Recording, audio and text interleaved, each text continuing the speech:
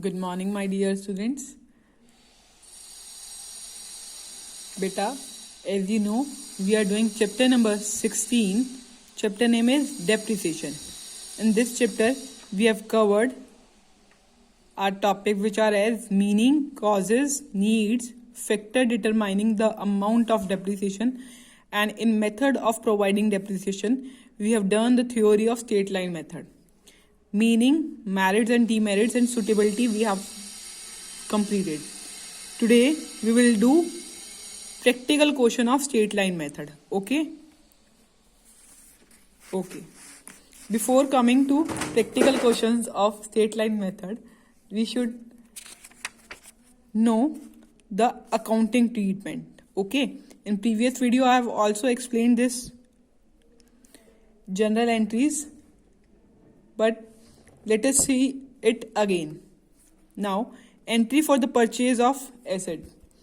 बच्चा, अगर हम एसेट कुछ परचेज करते हैं तो क्या होता है, एसेट आती है. ठीक है, हमारे बिजनेस में एसेट आ गई. अगर वो आती है तो क्या आती है, asset account debit to bank. अगर हम कैश से परचेज नहीं कर रहे, चेक से परचेज कर रहे हैं तो क्या आएगा, to bank. Asset account debit to bank. ठीक है, एसेट अकाउंट डेबिट क्यों हुआ, क्योंकि एसेट हमारे बिजनेस में आई है. ठीक है, और हमने उसका कुछ परचेज करी तो हमने पेमेंट भी करी होगी, तो टू बैंक लिख दिया. और यहाँ अगर वेंडर से लिए तो vendor account. Next one is depreciation. अब depreciation account debit to asset account क्यों हुआ, क्योंकि depreciation is just an expense. Expense आपको पता है, नॉमिनल अकाउंट अगर आपने पढ़ा हो तो एक्सपेंस कहाँ आता है, डेबिट साइड में आता है.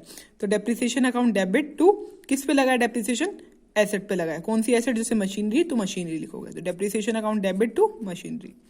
Now next entry is for sale of asset. अब आपको पता है, अगर हम सेल ऑफ कर रहे हैं तो हमारे पास क्या होगा, मनी आएगी, कैश आएगा. ठीक है, तो यहाँ आएगा बैंक अकाउंट, मतलब debit word comes in, credit word goes out. तो हमारी सेल से एसेट चली गई है और हमारे पास कैश आया, तो कैश बैंक में आया पैसा, तो bank account debit to asset account. Asset credit side पे इस वजह से आई है क्योंकि हमने सेल ऑफ करी है और एसेट हमारी यहाँ से चली गई है. जब आई थी एसेट हमने डेबिट करा था, जब गई एसेट तो हमने क्रेडिट करा है. तो परचेजेस होगी तो डेबिट साइड, अगर सेल ऑफ हो रही है तो credit side. Now loss on sale of asset. जब हमारा लॉस हो रहा है तो डेबिट टू एसेट. अगर हमारा गेन हो रहा है एसेट पे तो asset to gain. Clear. Now all of you open your book, page number 16.6. We will do illustration number 1. Illustration number 1 is based on straight line method, जिसका दूसरा नाम है fixed installment method भी. Okay, now let us see the question. On 1st April 2015, Atul glass limited purchase a machinery of 90,000. ठीक है, इसने purchase करी है मशीनरी 90,000 की and spent 6,000 on its carriage. Next 4,000 spend करे हैं. उसके बाद on the date of purchase, it was estimated that the effective life of the machine will be 10 years. Okay, and after 10 years the scrap value will be 20,000. अच्छा बच्चा, अब आपको ये देखना है कि परचेज तो हमने 90,000 करी है, बट आपको याद होना चाहिए, हमने कल पढ़ा था कि जो डेप्रिसिएशन लगती है वो ओरिजिनल कॉस्ट पे लगती है. क्लियर. तो ओरिजिनल कॉस्ट क्या होगी, ओरिजिनल कॉस्ट जो होगी वो टोटल मिला के होती है. ठीक है, 90,000 प्लस 6,000 प्लस 4,000, तो टोटल हो गए 1 लाख रुपीज. तो ओरिजिनल की कॉस्ट कितनी होगी, 1 लाख रुपीज. तो 1 लाख रुपीज है कॉस्ट ऑफ एसेट. ठीक है, कॉस्ट ऑफ एसेट कितनी हुई बच्चा, 1 लाख. 90,000 प्लस में 6,000 प्लस में 4,000. ठीक है, क्लियर. नाउ अब हमें क्या दे रखी है, 10 years estimated life of machine दे रखी है और स्क्रैप वैल्यू दे रखी है.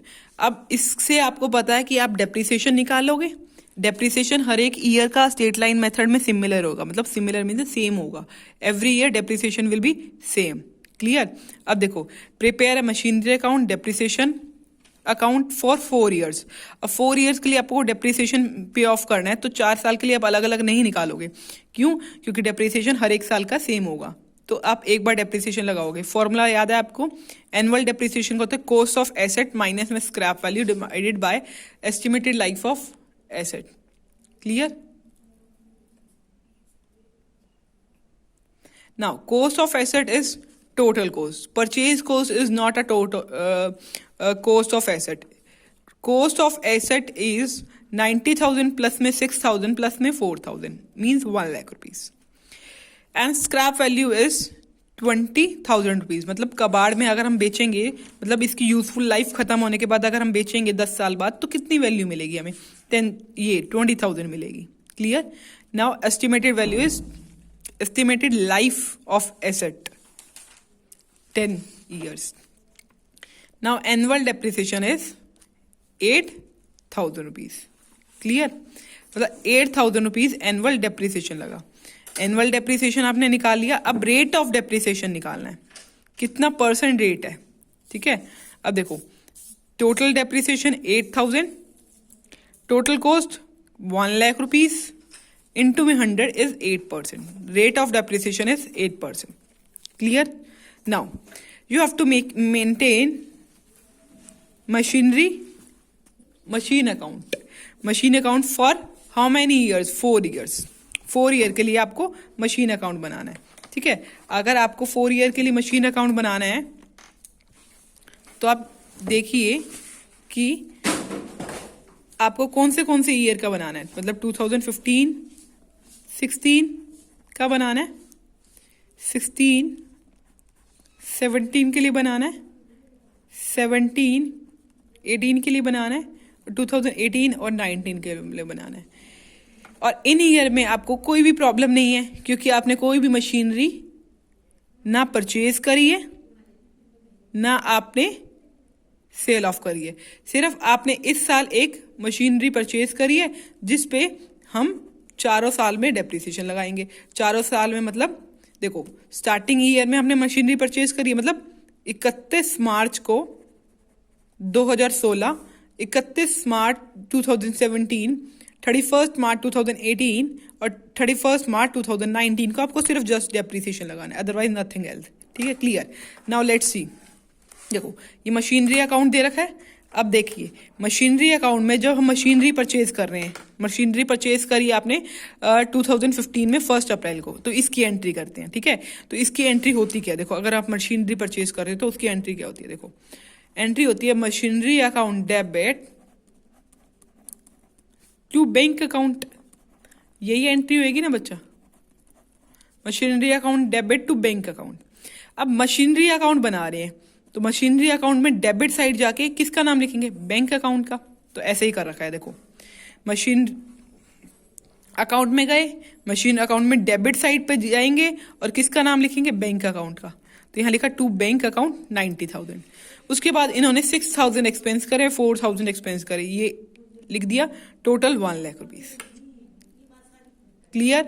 अब नेक्स्ट थिंग, अब आपको डेप्रिसिएशन की एंट्री याद हो तो डेप्रिसिएशन की एंट्री होती है डेप्रिसिएशन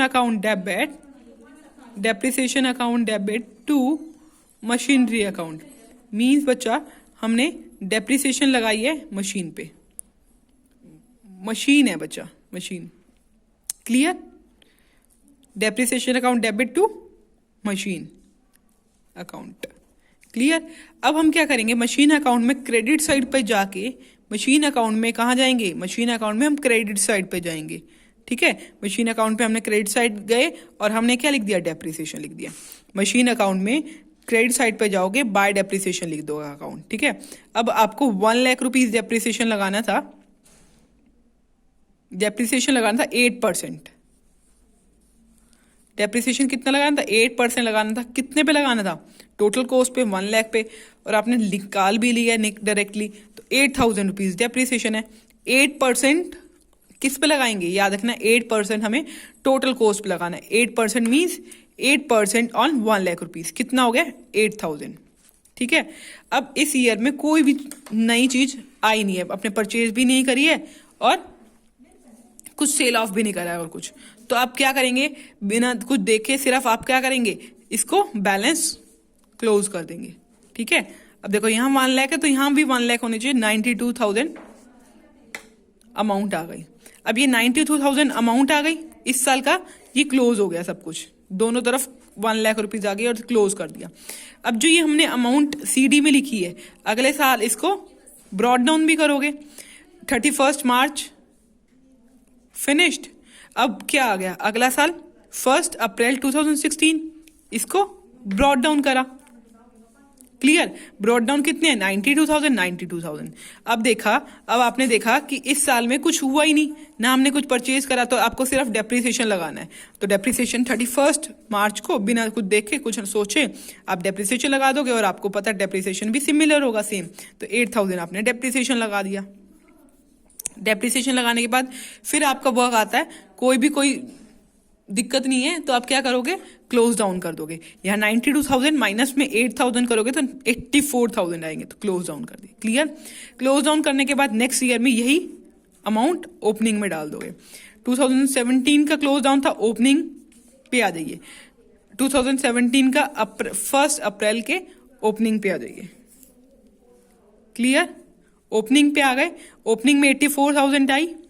ठीक है, 84,000 का मतलब ये वाली मशीनरी की अमाउंट अब 84 रह गई है डेप्रिसिएशन लगाने के बाद। अब क्या करो, अब 2018 में भी आपको पता है, हमने देखा है कोई भी एंट्री नहीं है, सिर्फ डेप्रिसिएशन की एंट्री है। तो डेप्रिसिएशन लगा दो, 8,000 लगा दिया। लगाने के बाद क्लोज डाउन कर दो 76, फिर 76 इसमें क्लोज डाउन करें, इसको ओपनिंग में ले आओ।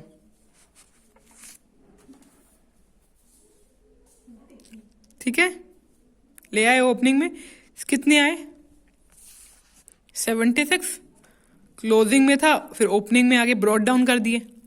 ठीक है, अब डेप्रिसिएशन लगाना है, लगा दिया और क्लोज डाउन करे 68, इसको भी ब्रॉड डाउन करो। कितने ईयर का लगाया, 1 2 3 4 लगा दिया। देखो हमने 4 ईयर का लिए बनाया था, 15 16 1 2 3 4 ईयर का। 4 ईयर में हमें सिर्फ डेप्रिसिएशन लगाना था और कोई एंट्री नहीं थी हमारी। क्लियर, अब आपको याद होना चाहिए कि आपने ये काम तो कर दिया, ये काम कर दिया। देखो आपने सिर्फ क्या करा, प्रिपेयर मशीन अकाउंट कर दिया, और डेप्रिसिएशन अकाउंट आपने प्रिपेयर ही नहीं करा अभी हमने। तो आप याद रखना, हमें मशीनरी अकाउंट और डेप्रिसिएशन अकाउंट साथ साथ प्रिपेयर कर लेना। ठीक है, अब देखिए ये इस साइड पे आइए, ये कौन सा अकाउंट है, डेप्रिसिएशन अकाउंट। ठीक है, यहां लिखिएगा ऊपर डेप्रिसिएशन अकाउंट। ठीक है, अब देखिए, आपने देखा हो मशीन के अकाउंट में हमने डेप्रिसिएशन की एंट्री करी थी। क्या एंट्री करी थी, depreciation account debit to machine account, यही एंट्री करी थी हमने, depreciation account debit to machine account. देखो मशीन अकाउंट में क्या एंट्री करी, क्रेडिट साइड पे गए, डेप्रिसिएशन का नाम लिखा। अब डेप्रिसिएशन अकाउंट में कहाँ जाएंगे, डेप्रिसिएशन अकाउंट में डेबिट साइड जाएंगे और क्या लिखेंगे, मशीन का नाम लिखेंगे। ठीक है, क्या करेंगे, डेप्रिसिएशन अकाउंट में जाएंगे, डेबिट साइड पे किसका नाम लिखेंगे, मशीन का। तो डेप्रिसिएशन अकाउंट पे गए, डेबिट साइड पे जाएंगे, क्या नाम लिखेंगे, मशीन अकाउंट नाम लिखेंगे। ठीक है, अब आपको पता है हमने फर्स्ट ईयर में कितना डेप्रिसिएशन लगाया था, 8,000, इसमें भी 8,000। और आपको दूसरी बात भी याद होनी चाहिए कि जो डेप्रिसिएशन का पैसा होता है वो कहाँ जाता है, हमने थ्योरी में पढ़ा था डेप्रिसिएशन का पैसा जाता है P&L अकाउंट में, प्रॉफिट एंड लॉस अकाउंट में, टू डेप्रिसिएशन करके। ठीक है, प्रॉफिट एंड लॉस अकाउंट में जाता है डेबिट साइड पे टू डेप्रिसिएशन, मतलब डेप्रिसिएशन की क्रेडिट साइड पे, डेप्रिसिएशन अकाउंट के क्रेडिट साइड पे जाओगे और टू P&L अकाउंट लिखोगे। देखो पहले entry to machinery, depreciation account में डेप्रिसिएशन लगाया। ठीक है, अभी मैंने आपको बताया क्या कि हम डेप्रिसिएशन अकाउंट में जाएंगे क्रेडिट साइड पे और क्या लिखेंगे, P&L account, by statement of profit and loss 8,000। इसका मतलब ये खत्म हो गई ये चीज। तो ये जो मशीनरी की डेप्रिसिएशन थी वो प्रॉफिट एंड लॉस अकाउंट में चली गई, ये ईयर खत्म। सेकेंड ईयर में भी ऐसा ही करा, थर्ड ईयर में भी करा, फोर्थ ईयर में भी ऐसा करा, फिनिश्ड।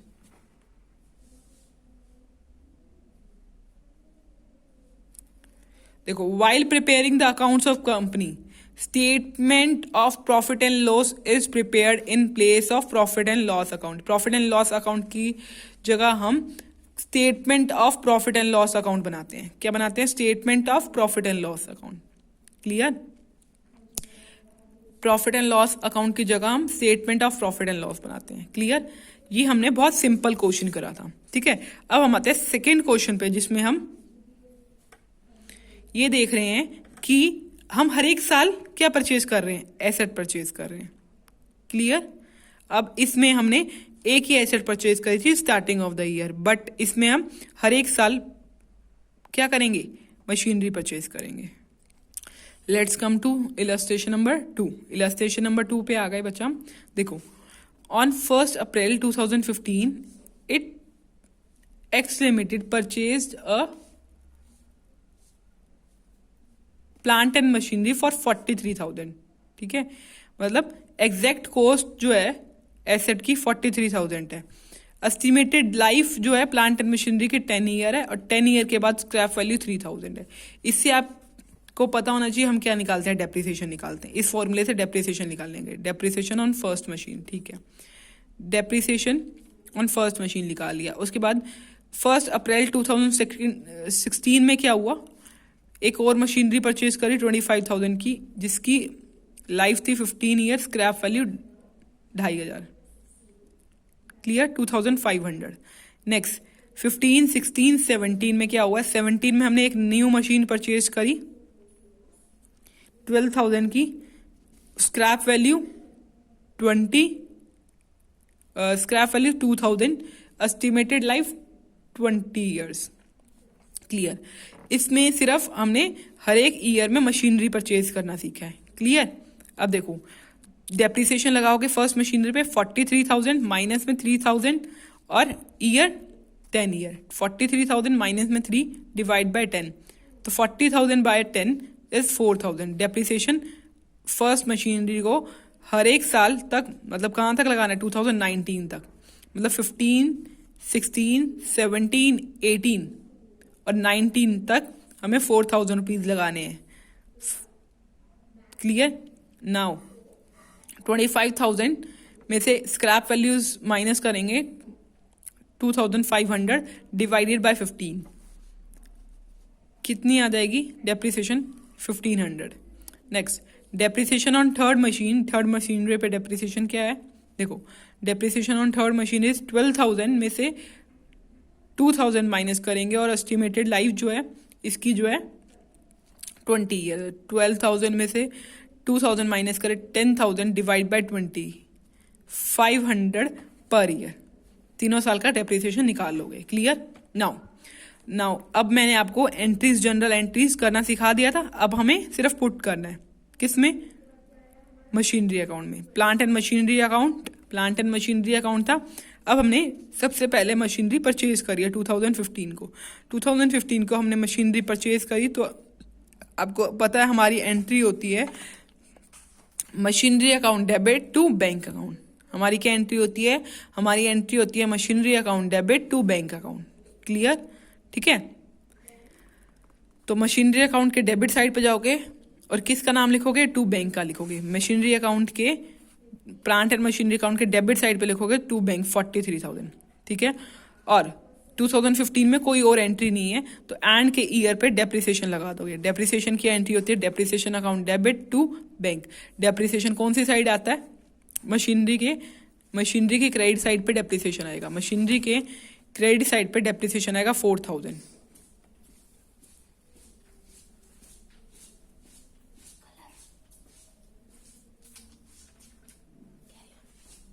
सो ये हो गया फिनिश। इस ईयर में हमें कोई भी कुछ दे नहीं रखा, हमारी कोई एंट्री नहीं होगी। ईयर के एंड में हमने डेप्रिसिएशन लगा दिया। अब हम इसको क्लोज डाउन कर लेंगे। 43,000 इधर है, तो इधर भी 43,000 होना चाहिए। यहाँ पर 39,000 जो है वो बैलेंस आया। इसको हम नेक्स्ट ईयर में ओपनिंग में डाल देंगे, ब्रॉड डाउन।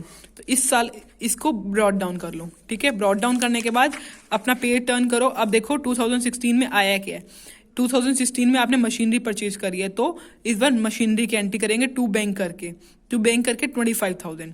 टू बैंक करके 25,000, टू बैंक करके 25,000 आपने लिख दिए, ठीक है। अब इसमें इस साल कोई एंट्री नहीं है, तो एंडिंग के 31 मार्च 2016 के एंडिंग में क्या करने वाले हो?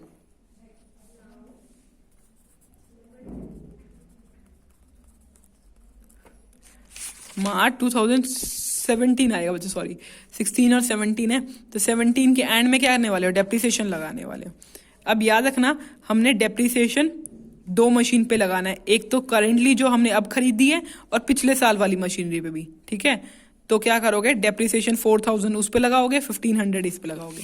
तो 31 मार्च 2017 को डेप्रिसिएशन लगाओगे दो मशीन पे, 4,000 और 1,500। टोटल डेप्रिसिएशन तो लिखोगे बच्चा, पर बाइफिकेट करना क्यों? अभी आपको ऐसा लग रहा होगा कि हमें बाइफिकेट करने की जरूरत नहीं थी, हम सिंपल कर सकते थे, बट अब जब आप सेल ऑफ करोगे ना, जब आपको पता चलेगा कि हमें बाइफिकेट करना जरूरी है, क्योंकि हमें उसमें प्रॉफिट एंड लॉस निकालना होता है मशीनरी का, जब हमें ये पर्टिकुलरली मशीन की डेप्रिसिएशन की नीड होती है। क्लियर? तो बाइफिकेट करके लिखना, 4,000 पहले का और 1,500 बाद का, दो मशीनरी है ना। अब बैलेंस भी आप ऐसे ही बाइफिकेट करके लिखोगे। देखो 39,000 की पहली मशीनरी बच गई थी, जिसमें से 4,000 की डिडक्ट कर दी, तो 35,000 रुपये, 35,000 रुपीज बच गए। अब 25,000 की मशीनरी थी, जिसमें से 1,500 रुपीज हमने डिडक्ट कर दिए, 23,500 की मशीनरी क्या हो गई? बच गई, है ना बच्चा।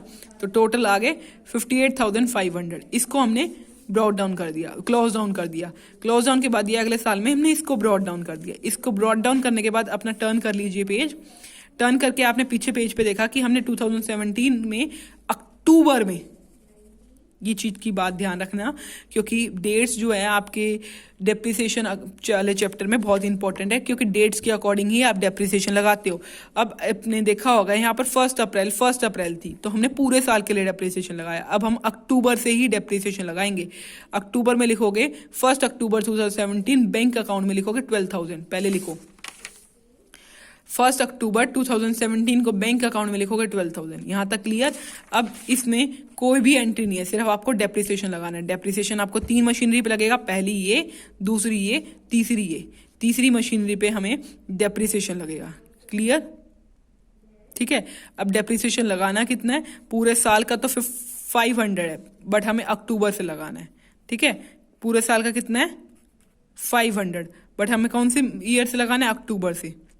अक्टूबर, नवंबर, दिसंबर, जनवरी, फरवरी, मार्च, मतलब आपको 6 मंथ का डेप्रिसिएशन लगाना है। क्लियर? देखो पहले डेप्रिसिएशन लगाओ एंडिंग पे। डेप्रिसिएशन लगाओगे एंडिंग में 4,000 इसका, 1,500 इसका। अब देखो पूरे ईयर का डेप्रिसिएशन आपने निकाल रखा है 500, पूरे ईयर का डेप्रिसिएशन कितना निकाल रखा है? 500। अब आपको 6 मंथ का निकाला है, इसका 500 का 6 मंथ का करोगे तो कितना आएगा? 250 रुपये। तो थर्ड मशीनरी का कितना आ गया? 250 रुपये। इस ईयर में ऐसा होगा, अगले साल तो इसका भी पूरा लगेगा। ठीक है, देखो तो 250, तो टोटल अमाउंट आ गई डेप्रिसिएशन की। ठीक है, अब जितना बच जाएगा वो हम क्या डालेंगे? सीडी में डालेंगे, जैसे हम ऊपर करते आ रहे हैं। देखो 35,000 में से हमने 4,000 माइनस करे 31, 23,500 में से 1,500 माइनस करे 22,000। अब नई मशीनरी परचेज करी थी जिस 12,000 की, जिसमें से 250 रुपये हमने क्या दिया डेप्रिसिएशन, तो 11,750 की क्या आई? मशीनरी आई। तो टोटल ये अमाउंट हुई जो आई 64,750। क्लियर? ये अमाउंट को हम अगले साल कैरी डाउन करेंगे। ये हम कितने साल के लिए बना रहे हैं? एज यू नो हम 2019 तक बनाएंगे। क्लियर? 15, 16, 16, 17, 17, 18 और 19। ठीक है, देखो 2019 तक बनाना है, 18 तक हमारा कंप्लीट हो गया। जो ये अमाउंट है हम इसको कैरी डाउन कर रहे हैं नेक्स्ट ईयर में। कैरी डाउन कंप्लीट हो गया। कैरी डाउन होने के बाद आपको पता है इस साल में हमारी कोई भी एंट्री नहीं है। 17 तक हमारी सारी एंट्री क्लियर हो गई। ठीक है, अब क्लियर होने के बाद 18 में हमारी कोई ट्रांजेक्शन नहीं है। अब ट्रांजेक्शन हमारी सिर्फ एंडिंग पे आती है, आखिरी साल के आखिरी टाइम पे हम देखते हैं डेप्रिसिएशन। तो 31 मार्च 2019 में डेप्रिसिएशन लगाना है। आपको पता है डेप्रिसिएशन पूरी तीनों मशीनरी पे लगना है पूरे साल का। तो टोटल साल का डेप्रिसिएशन का था 4000 इसका था, 1500 इसका था और 500 लगेगा क्योंकि पूरी हो गई है। पिछले साल ये 6 महीने का डेप्रिसिएशन लगाया क्योंकि अक्टूबर में आई थी, तो अब अप्रैल से मार्च तक हम पूरे साल इसको यूज करें तो 500 डेप्रिसिएशन पूरा लगेगा। ठीक है, अब देखिए इस पे पूरा डेप्रिसिएशन लगा, डेप्रिसिएशन लगाने के टोटल 6000 के बाद हम बैलेंसिंग निकालते हैं CD। 35,000 में से 4,000 माइनस करें 2700, 22,000 में से 1500 माइनस करें 500, 11,750 में से 500 माइनस करें 11,250। ठीक है, ठीक है बच्चा, ये अमाउंट बच गई, इसको हम नेक्स्ट ईयर में ब्रॉड डाउन करेंगे, बट हमें 2019 तक बनानी थी। सिर्फ 19 तक बना के इस अमाउंट को जो ये वाली है ना, इसको CD को ब्रॉड डाउन करेंगे बस 19 में, और हमारा वर्क फिनिश हो जाता है। ठीक है, इस वाली एंट्री में हमने सिर्फ एक मशीनरी को 4 इयर्स तक ले जाना सीखा था और डेप्रिसिएशन अकाउंट भी बनाना सीखा था। 2 चीजें सीखी इसमें। जो डेप्रिसिएशन अमाउंट का पैसा होता है वो statement of profit and loss account में जाता है। ठीक है, बट हमने ये वाली इलस्ट्रेशन नंबर 2 में क्या देखा, इलस्ट्रेशन नंबर 2 में हमने एक नई चीज सीखी कि हमारी जरूरी नहीं है एक ही मशीनरी हो, 2 भी हो सकती है, 3 भी हो सकती है, 4 भी हो सकती है। क्लियर, तो इसमें 3 मशीनरी थी, वो हमने लेके चली। ठीक है, यहां तक समझ आ गया बच्चा? ठीक है, अब नेक्स्ट वीडियो में हम एक और नया पॉइंट सीखेंगे। जब हमारी मशीनरी सेल ऑफ हो जाती है तो हमें क्या प्रॉफिट होता है, क्या लॉस होता है, वो हम सीखेंगे नेक्स्ट वीडियो में। जब तक till then you should complete till illustration number 2 and read all the theory part आप रीड कर लीजिए। ओके बच्चा, थैंक यू वेरी मच।